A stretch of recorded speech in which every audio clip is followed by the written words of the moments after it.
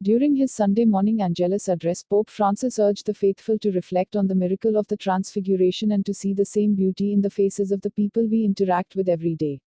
In the March 5 address, the Pope discussed the beauty shown in Sunday's Gospel reading of Matthew 17, 1-9. In this passage, Peter and James and his brother John witness Christ transfigured before them, with his face shining like the sun, and his clothes dazzling white, as he conversed with Moses and Elijah on the top of a mountain.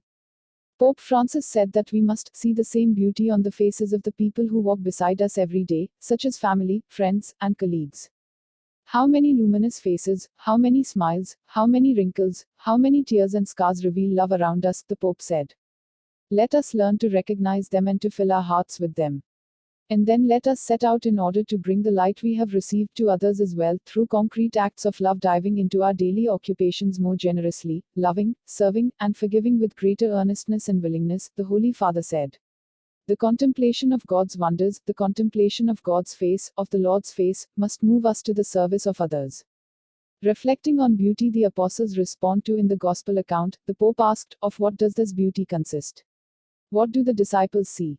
A special effect? No, that is not it. They see the light of God's holiness shining on the face and on the clothing of Jesus, the perfect image of the Father, the Pope continued.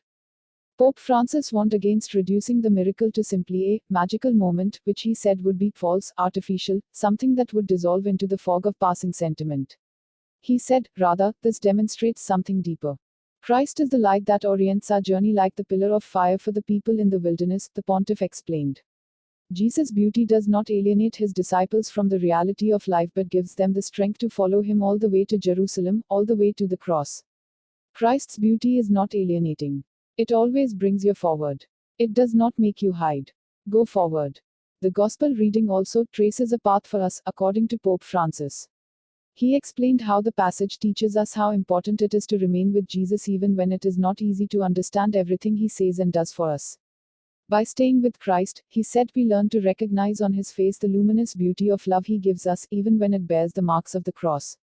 Near the end of his address, Pope Francis told people to ask themselves whether they recognize the light of God's love in our lives, and whether they recognize it with joy and gratitude on the faces of the people who love us. Do we look around us for the signs of this light that fills our hearts and open them to love and service?